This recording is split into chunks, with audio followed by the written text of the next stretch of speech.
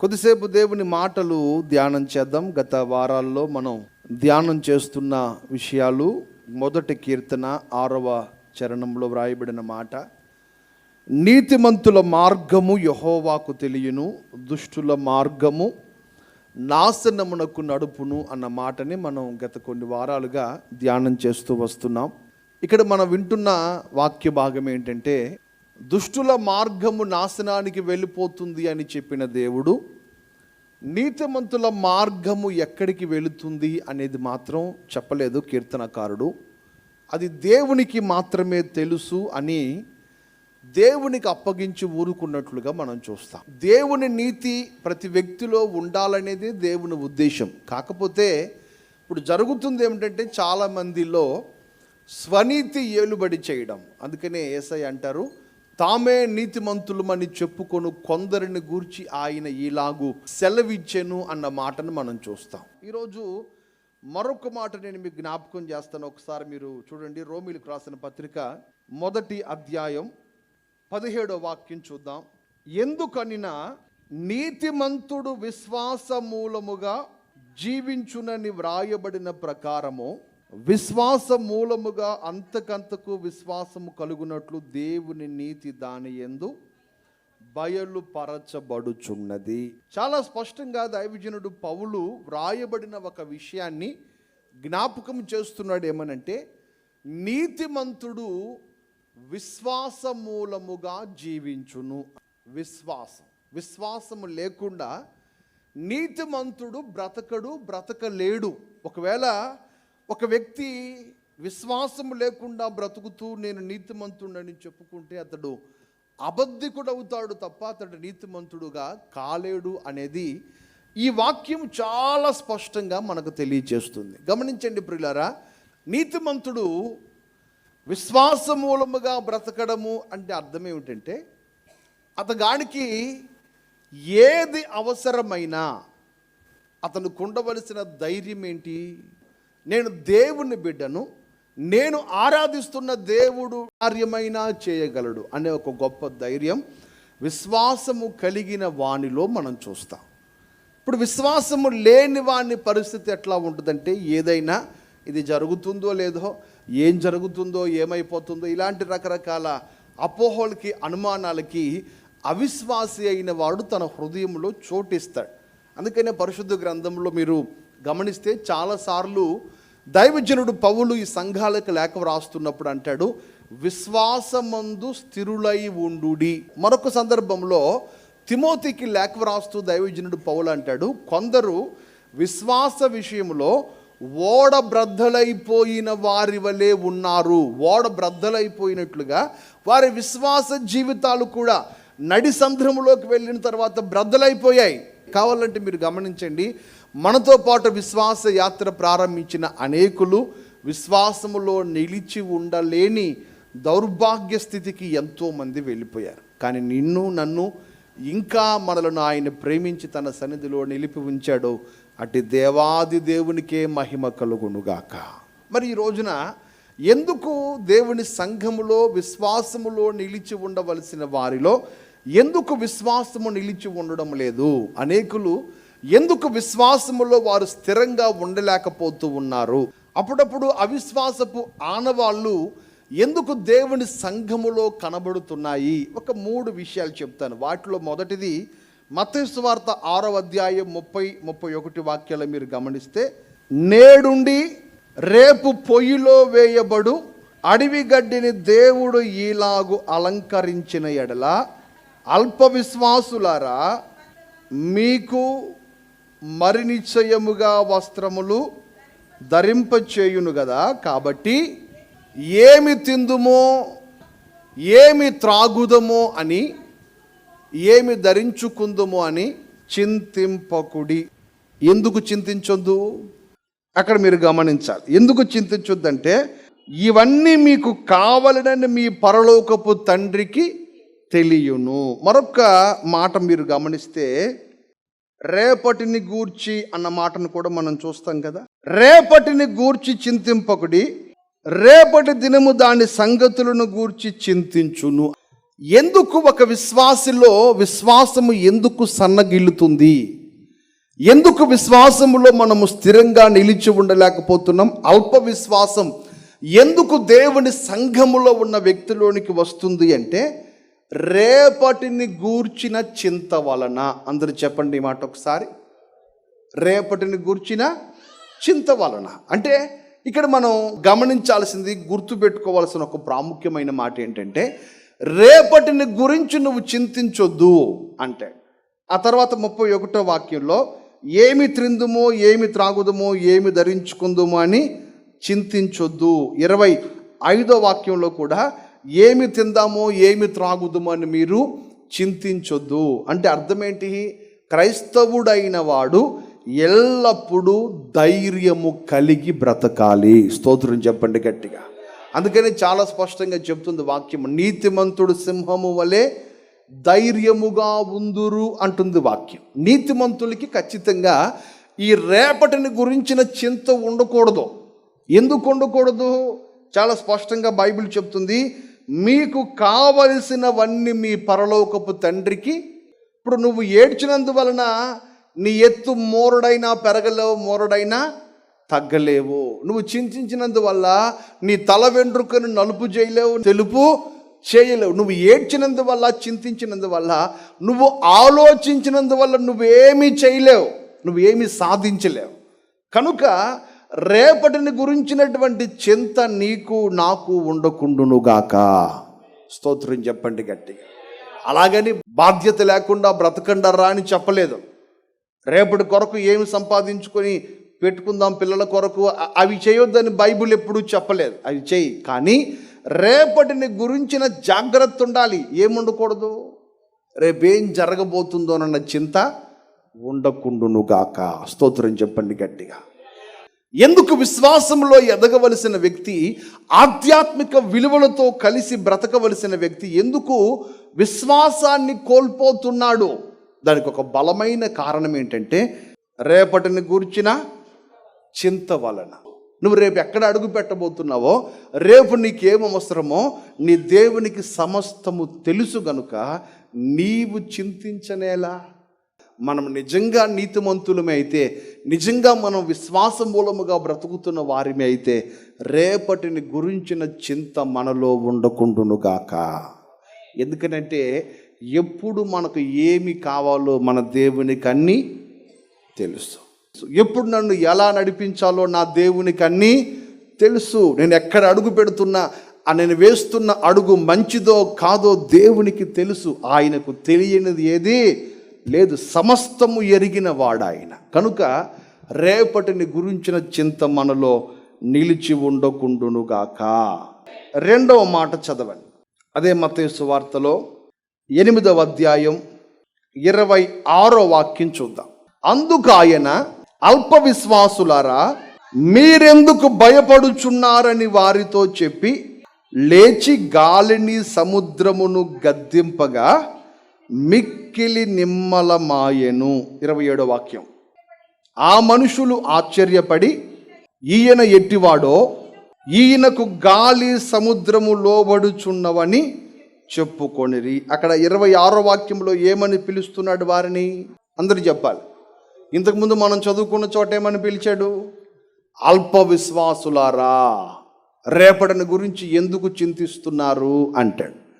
ఇక్కడ అంటాడు అల్ప విశ్వాసులారా, ఎందుకు కలవరపడుతున్నారు అంటాడు. ఇక్కడ నేను మీకు చెప్పాలనుకున్న 2వ మాట ఏమిటంటే, ఒకసారి మీరు ఆ 24, 25 వాక్యాలు కూడా చదవండి. అంతటా సముద్రం మీద తుఫాను లేచినందున ఆ దోణి అలల చేత కప్పబడెను. అప్పుడు ఆయన నిద్రించుచుండగా 25వ వచనము, వారు ఆయన యొద్దకు వచ్చి, ప్రభువా, నశించిపోవచ్చున్నాము, మమ్మను రక్షించమని చెప్పి ఆయనను లేపిరి. వీళ్ళు ఏమని లేపారు ఆయన్ని? నశించిపోతున్నాం, మమ్ముని రక్షించు అని లేపారు. ఆయన లేచి ఏమైపోతుంది మీకు అని లేచి హడావిడిగా వీళ్ళని పట్టుకొని ధైర్యపరిచి, కలవరపడక మీతో కూడా ఉన్నాను అని చెప్పాల్సింది పోయి ఏమని పిలుస్తున్నాడు? అల్ప విశ్వాసులారా, ఎందుకు భయపడుచున్నారో వారితో చెప్పి లేచి గాలిని సముద్రమును గద్దింపగా. స్తోత్రం చెప్పండి ఒకసారి. ఇక్కడ మీకు ఒక 2 విషయాలు చెప్తాను నేను. 2 విషయాలు. వాటిలో ఒకటి, నశించిపోబోతున్నామన్న భయము వారిలో ఉన్నందువలన ఇప్పుడు వారు ఎలా మార్చబడిపోయారు? అల్ప విశ్వాసులు అయిపోయారు. ఇప్పుడు వారిలో ఉన్న భయంకరమైన పాపం ఏంటంటే భయపడ్డాం. ఏం జరగబోతుందోనన్న భయం. అందుకనే చాలా స్పష్టంగా మీరు గమనిస్తే బైబిల్లో దావీదు గొలియాతు ఇశ్రాయేలు ప్రజలను చంపడానికి వాడు అక్కడ నిలబడి ఉంటే మీరు బైబిల్లో గమనించండి, దావీదు అతనికి ఎదురుగా పోయి దొంగ దెబ్బ తీయడానికి దావీదు ఎప్పుడు ప్రయత్నించలేదు. చాటుగా వెళ్ళి గొలియాతును చంపాలని ఎప్పుడు అతను ఆలోచన చేయలేదు. ఎదురుగా వెళ్ళాడు. గొలియాతును వడిసెరలో ఉన్న రాయి విసిరి గొలియాతు నుదుటి మీద తగిలి బారుదూలం పడ్డట్లుగా గొలియాతు అక్కడే పడిపోయాడు. దీని అంతటికీ మూలం ఏమిటంటే ఇతను ధైర్యముగా భయపడకుండా శత్రువుకు ఎదురుగా పోయి, స్తోత్రం చెప్పండి ఒకసారి, శత్రువుకి గట్టిగా చెప్పాలి, శత్రువుకి ఎదురుగా పోయి. అంటే నీ ముందు నిలిచి ఉన్న సమస్య ఎంత పెద్దదైనా నీలో భయము దరిచారకుండునుగాక. స్తోత్రం చెప్పండి. అంటే మొదటగా చెప్పాను, రేపటిని గురించిన చింత మనలో ఉండకూడదు. రెండవదిగా మనం వింటున్నాం, రేపటిని గురించిన చింత లేకుండా బ్రతుకుతున్న మనం ఎంతటి సమస్య నీ ఎదురుగా వచ్చినా సమస్యకు ఎదురెడ్డి వెళ్ళగలిగినటువంటి ధైర్యమును నా దేవుడు దయచేయునుగాక. భయపడొద్దు. భయపడితే ఏమైపోతుంది? యేసుప్రభు అంటాడు, ఎందుకు భయపడుతున్నారు? అల్ప విశ్వాసులారా. ఇప్పుడు ఒక విశ్వాసి అయిన వాడు ఏముండకూడదు? విశ్వాసుల్లో భయం ఉండకూడదు. ఒకవేళ భయం దరిచేరితే నువ్వు ఖచ్చితంగా అల్ప విశ్వాసిగా మార్చబడిపోతావు. విశ్వాసం సన్నగిలిన వానిగా మార్చబడిపోతావు. ఆ తర్వాత ఇప్పుడు వీళ్ళు కలవరపడుతుంది దేన్ని చూసి? వీళ్ళు భయపడుతుంది దేన్ని చూసి? మేము నశించిపోతున్నాం, మమ్మల్ని నాశనం చేయడానికి వచ్చిందని దేని గురించి చెప్తున్నారు యేసయ్యకి? ఆ గాలిని, ఆ సముద్రాన్ని చూసి మేము నశించిపోతున్నామయ్యా అని చెప్తున్నారు యేసయ్యతో. యేసు ప్రభు వీళ్ళని చూసి అంటాడు, వరే పిచ్చోళ్ళారా, మీరెందుకు భయపడుతున్నారు అని ఒక్కసారి అటుగా వెళ్ళి గాలిని, సముద్రమును గద్దిస్తే అవి నిమ్మలమాయెను. స్తోత్రం చెప్పండి గట్టిగా. నేను మీకు చెప్పాలనుకున్న ఇక్కడ రెండవ మాట ఏమిటంటే, గాలిని, సముద్రమును గద్దించగలిగిన దేవుడు నీతో ఉన్నాడన్న సంగతి నువ్వు ఎప్పుడైతే మర్చిపోతావో, నువ్వు ఎప్పుడైతే ఆ సంగతి గ్రహింపకుండా ఉంటావో మనలోకి ఏమొచ్చి చేరుతుంది? అల్ప విశ్వాసం వచ్చేస్తుంది.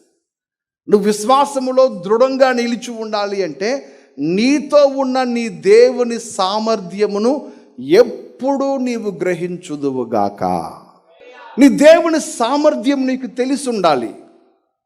చాలామంది యేసు ప్రభుని ఎందుకు నమ్ముకున్నారు అంటే మేలు చేస్తాడండి, అప్పులు తీరుస్తాడండి, ఆరోగ్యం ఇస్తాడండి, అంతవరకే తెలుసు నీకు. బైబిల్ ఏం చెప్తుందంటే ఆయనను, ఆయన పునరుద్ధాన బలమును ఎరుగు నిమిత్తము అంటాడు పౌలు. ఒకసారి మీరు ఆ సందర్భాన్ని చూడండి. ఫిలిప్పీయులకు రాసిన పత్రికలో 3:10-11 చూడండి. ఏ విధము చేతనైనను మృతులలో నుండి నాకు పునరుద్ధానము కలుగవలనని ఆయన మరణ విషయములో సమానానుభవము గలవాడనై ఆయనను, ఆయన పునరుద్ధాన బలమును ఎరుగు నిమిత్తము. నేను ఇప్పుడు ఏమేమి తెలుసుకోవాలనుకుంటున్నాను? ఆయనను గురించి తెలుసుకోవాలనుకుంటున్నాను. ఆయనలో ఉన్న పునరుద్ధాన బలమును గురించి కూడా నేను తెలుసుకోవాలి. ఈరోజున దేవుని సంఘం ఎందుకు అవిశ్వాసపు అనుభవాలలోనికి ఎందుకు దిగజారిపోతున్నాం మనం? ఎందుకు భయపడ్డానికి, కలవరానికి ఎందుకు చోటిస్తున్నాం మనం అంటే, నీవు ఆరాధిస్తున్న దేవుని సామర్థ్యము నీకు తెలియడం లేదు కనుక. నీవు ఆరాధిస్తున్న దేవుడు ఎవరు? ఇప్పుడు ఆ రోజున పడవలో వాళ్ళందరూ కలిసి వెళ్తున్నారు. యేసు ప్రభు ఒక్కడే ప్రశాంతంగా నిద్రపోతున్నాడు. వీళ్ళందరూ పడవలో చేయాల్సిన ప్రయత్నాలన్నీ చేసి గాలివాన పడవను కొడుతున్నప్పుడు కలవరపడిపోయి, కంగారు పడిపోయి యేసయ్య దగ్గరికి వెళ్ళి మేము నశించిపోతున్నాము అని కేకలు వేస్తున్నారట. మేము నాశనం అయిపోతున్నాం, మమ్మల్ని విడిచిపెట్టి వెళ్ళిపోతావా అని కేకలు వేస్తున్నారట. కేకలు వేస్తుంటే యేసు ప్రభు అంటాడు, మీరు ఎందుకు భయపడతారని వాళ్ళ ముందే గాలిని సముద్రమును అణిచివేశాడు ఆయన. నేను మీకు ఏం చెప్పాలనుకున్నానంటే, ఇక్కడ నీవు ఆరాధిస్తున్న దేవుడు నీ సమస్యను నీ కళ్ళ ముందే అణిచివేయగలిగిన సామర్థ్యము కలిగిన దేవుడు ఆయన. ఆ సంగతి ఎప్పుడైతే మనం గ్రహింపకుండా బ్రతుకుతున్నామో ఏం జరుగుతుంది? మనలో అల్ప విశ్వాసం వచ్చేస్తుంది, అవిశ్వాసం వచ్చేస్తుంది. అందుకని వాక్యం అంటుంది, నీతిమంతుడు విశ్వాస మూలముగా జీవిస్తాడు. మరి విశ్వాస మూలముగా బ్రతకవలసిన నీతిమంతునిలోనికి ఎందుకు అవిశ్వాసం వచ్చి చేరుతుందంటే, ఇప్పుడు మీకు 3 విషయాలు చెప్పాను. ఒకటి, రేపటిని గురించిన చింత మనలో ఉండకూడదు. రెండవది, సమస్య ఎంత పెద్దదైనా దానిని చూసి మనము భయపడకూడదు. మూడవది, ఆ సమస్యను అణిచివేయగలిగిన సామర్థ్యము కలిగిన దేవుడు మనతో ఉన్నాడని మనం ఆయనను ఎరగాలి, ఆయన బలమును ఎరగాలి, ఆయన శక్తిని ఎరగాలి, ఆయనలో ఉన్న సామర్థ్యమును మనం ఎరగాలి. నేను మీకు గతంలో చాలాసార్లు చెప్పిన మాట మరొకసారి జ్ఞాపకం చేస్తాను. ఏంటంటే, ఇశ్రాయేలు ప్రజలు అల్లాడిపోతున్నారు, గొలియాతు వేస్తున్న రంకెలికి. అందరూ గడగడలాడిపోతుంటే దావీదు యుద్ధ భూమిలోకి వచ్చాడు. యుద్ధ భూమిలోకి వచ్చి ఏం జరిగిందని అడిగితే వాళ్ళు చెప్పారు, ఇట్లా గొలియాత్ అనేవాడు 40 రోజుల నుంచి ఇశ్రాయేలు ప్రజల మీద విర్రవీగుతున్నాడు, ఇష్టం వచ్చినట్టు మాట్లాడుతున్నాడు, ఏం చేయాలో అర్థం కావట్లేదు అని. ఆ సమయంలో దావీదు అంటాడు, జీవము గల దేవుని సైన్యమును తిరస్కరించుటకు సున్నతి లేని ఈ ఫిలిస్తీయుడు ఎంతటి వాడో అంటాడు. ఇప్పుడు నేను మీకు చెప్పాలనుకున్న మాట ఏంటంటే, 40 రోజుల నుంచి వీరిలో ఎవ్వరికీ రాలేదు ఒక ఆలోచన. ఏమని? ఈ సైన్యం ఎవరిది? జీవము కలిగిన దేవుని సైన్యం ఇది. 40 రోజుల్లో ఎవరికైనా వచ్చిందో ఈ ఆలోచన? 40 రోజుల్లో సీనియర్లను పిలువబడుతున్న ఎవరైనా దీన్ని గ్రహించగలిగారా? ఎవడు గ్రహించలేదు. కేవలం దావీదు ఒక్కడే దాన్ని గుర్తుపట్టి, ఇది జీవము కలిగిన దేవుని సైన్యము, ఈ సైన్యము పక్షముగా ఉన్నవాడు యుద్ధశూరుడైన యెహోవా, దేవునికి స్తోత్రం అని గ్రహించి ఆ రోజున సంతోషంగా నవ్వుకుంటూ యుద్ధ భూములు అడుగుపెట్టి వాడిని చంపేశాడు. ఎందుకు ఈ మాట జ్ఞాపకం చేస్తున్నానంటే, నీకు నీ దేవుడు తెలుసు, కానీ నీ దేవుని సామర్థ్యం ఇంకా నీకు తెలియట్లేదు. నీ దేవుడు తెలుసు. ఎవరు నీ దేవుడు అంటే, యేసు ప్రభు అండి నా దేవుడు అంటున్నా. మరి నీ దేవుని సామర్థ్యము కూడా నీకు తెలిసి ఉండాలిగా. వాళ్ళు అనుకుంటున్నారు, ఇక గాలివాన వచ్చేసింది, పడవను ముంచేస్తుంది, అందరం చచ్చిపోతున్నాం, అయిపోయింది మన పని అనుకుంటున్నారు వీళ్ళు. వాళ్ళకి తెలియని రహస్యం ఏంటంటే, గాలిని సముద్రమును అణచగలిగిన దేవుడు వారితో కూడా ఉన్నాడు. ఆయన కూడా ఆ పడవలోనే ఉన్నాడు, ఆయన కూడా వారితోనే ఉన్నాడు. ఈరోజు నీకు నాకు తెలియాల్సిన ఒక గొప్ప మర్మం ఏంటంటే, నువ్వు ఏ క్లిష్ట పరిస్థితుల్లోకి వెళుతున్నా, నీవున్న ఆ పరిస్థితుల్లో నీతో కూడా నీ దేవుడు అక్కడే ఉన్నాడు, అక్కడే ఉంటాడు. ఆయన నీకు కనబడకపోవచ్చు, కానీ అక్కడే ఉంటాడు. మీరు గమనించండి, కావాలంటే 23వ కీర్తన రాస్తున్నప్పుడు కీర్తనకారుడు అంటాడు కదా, గడాంధకారములో ఎండి సంచరించిన ఏ అపాయమునకు నేను భయపడను, ఎందుకంటే నీ దుడ్డు కర్ర నీ దండము నన్ను ఆదరించింది అంటాడు. ఎందుకు భయపడవు నువ్వు? నీ దుడ్డు కర్ర నీ దండము గాఢాంధకారములోనికి వచ్చింది నా కోసం. మరొక సందర్భంలో కీర్తనకారుడు దావీదు అంటాడు, 139వ కీర్తన కొండి, అక్కడ అంటాడు, నేను ఆకాశమునకు ఎక్కిపోయినా నీవు అక్కడున్నావు, సముద్ర దిగంతాల్లోకి వెళ్ళిపోయినా అక్కడున్నావు, పాతాళంలోకి వెళ్ళిపోతే నీవు ఎక్కడికి వెళితే అక్కడ నువ్వు ఉంటున్నావు.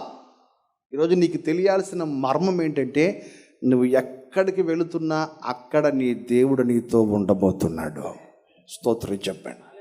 ఇప్పుడు వీళ్ళేమనుకుంటున్నారు, నశించిపోవచ్చున్నాము, మమ్మును రక్షించు అంటారు. వాస్తవానికి యేసు ప్రభు కూడా ఆ పడవలోనే ఉన్నాడుగా. అర్థమవుతుందా మీకు? యేసు ప్రభు కూడా ఆ పడవలోనే ఉన్నాడు. మరి ఆయన సంగతి ఏంటి? ఒకే కారులో అందరూ ఉన్నారనుకోండి, కారు తిరగబడితే ఉన్న వాళ్ళందరికీ దెబ్బలు తగులుతాయా, కొంతమందికి తగులుతాయా? అందరికి తగులుతాయిగా. ఇప్పుడు ఆ పడవ మునిగిపోయింది అనుకోండి, యేసు ప్రభు కూడా మునిగిపోతాడుగా వాళ్ళతో పాటు. ఆయనకు కూడా నష్టమేగా, ఆయన కూడా ఇబ్బంది పడతాడుగా. మరి ఆ సంగతి వీళ్ళకి ఎందుకు గ్రహింపుకు రాలేదు? ఏమంటున్నారు వీళ్ళు? ప్రభువా నశించిపోవచ్చున్నాము మమ్మును. మరి ఆయన సంగతి ఏంటి? ఇక్కడ మీరు గ్రహించాల్సిన ఒక మాట ఏంటంటే, వీళ్ళకి తెలుసు ఏమని, మేము నశించిన ఆయన ఎన్నటికీ నశింపని దేవుడు. స్తోత్రం చెప్పండి. ఆయన ఎన్నటికీ నశింపడు. ఆయనకు మరణం లేదు. మరణము ఆయనను బంధించి ఉండుట అసాధ్యం. ఆయన ఎన్నటెన్నటికీ సజీవుడిగా ఉండే దేవుడు ఆయనను ఏ నాశనం, ఏ మరణం ఆయన్ని పట్టుకోలేదు, ఏమీ చేయలేదు. అంతవరకు వీళ్ళకి తెలిసింది. కానీ వీళ్ళకి తెలియని మరొక రహస్యం ఏంటంటే, ఆయన నశించడు, ఆయన యొద్దకు వచ్చిన వారిని కూడా నశింపనీయడు. స్తోత్రం. ఆయనకు నాశనము లేదు, ఆయనతో ఉన్న వారికి కూడా నాశనము రానివ్వడు. ఆ సంగతి వీళ్ళకి తెలియట్లేదు. ఎంతసేపటికి ఏమంటారు, నీకేం కాదులయ్యా, నువ్వు గజేతగాడివి, ఎట్లాగైనా నువ్వు దాటి వెళ్ళిపోతావు, మేమే చచ్చిపోతున్నావు. నీకేం కాదన్న సంగతి మాకు తెలుసు, నువ్వు గొప్పోడువయ్యా, నీకేం కాదు, మమ్మల్ని కాపాడు.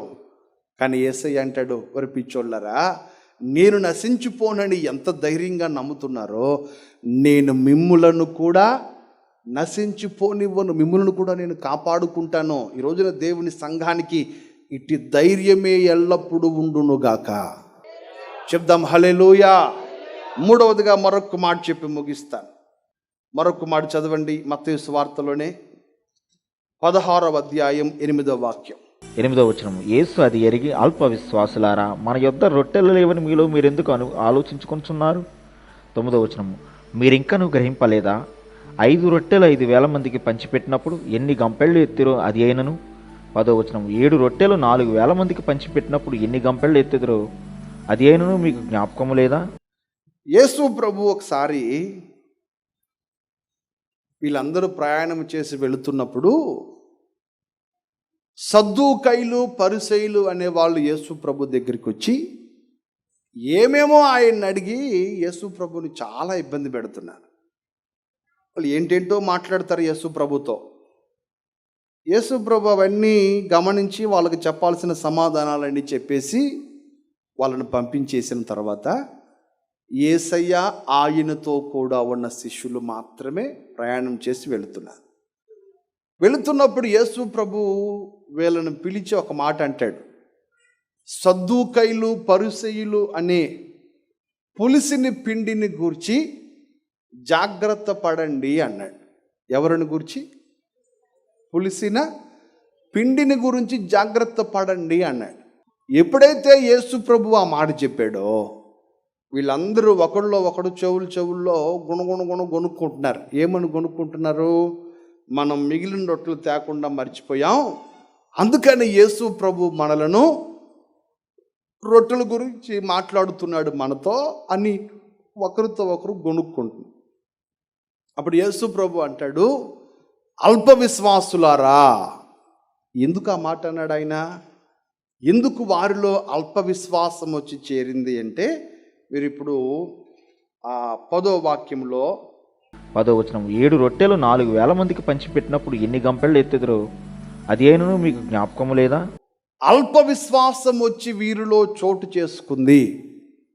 దానికి 3వ కారణం ఏంటంటే, దేవుడు చేసిన అద్భుతములు జ్ఞాపకము లేనప్పుడు. దేవుడు చేసిన అద్భుతాలు నువ్వు ఎప్పుడైతే మర్చిపోతావో ఖచ్చితంగా మనలోకి ఏమొస్తుంది? అల్ప విశ్వాసం వచ్చేస్తుంది. ఇప్పుడు నీతిమంతుడు ఎలా బ్రతకాలి? విశ్వాసం మూలంగా బ్రతకాలి. విశ్వాసం మూలంగా బ్రతకవలసిన నీతిమంతుని లోనికి అల్ప విశ్వాసం వచ్చి ఎందుకు చేరుతుంది? దానికి 3 కారణాలు చెప్పాను. 1, రేపటిని గూర్చిన చింత. 2వది, సమస్యను చూసినప్పుడు భయపడిపోయి నీతో ఉన్న నీ దేవుని సామర్థ్యమును నువ్వు అంచనా వేయినప్పుడు నీలో అల్ప విశ్వాసం వస్తుంది. 3వ మాట ఏంటంటే, ఆయన చేసిన అద్భుతాలు మర్చిపోయినప్పుడు. చెప్పండి ఈ మాట ఒకసారి, కొనకుండా గట్టిగా చెప్పండి. ఆయన చేసిన అద్భుతాలు మర్చిపోయినప్పుడు మనలో ఏమొస్తుంది? అల్ప విశ్వాసం వచ్చేస్తుంది. అందుకని ఎప్పటికప్పుడు దేవుడు చేసిన కార్యములు మనం నెమరు వేసుకుంటూ ఉండాలి.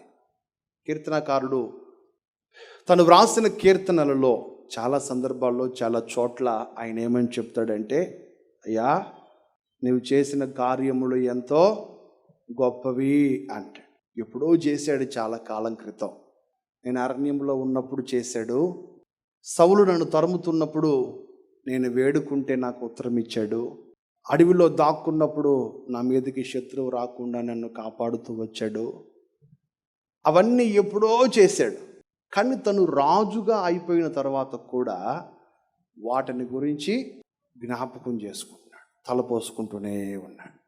మీరు కీర్తన గ్రంథం అంతా చదువుకుంటే ఎప్పుడో తన జీవితంలో జరిగిన వాటిని కొన్ని సంవత్సరాల తరువాత మరలా క్రొత్తగా దేవుడు కార్యము చేశాడా అన్నట్లుగా వాటిని గురించి తలపోసుకునేవాడు కీర్తనకారుడు.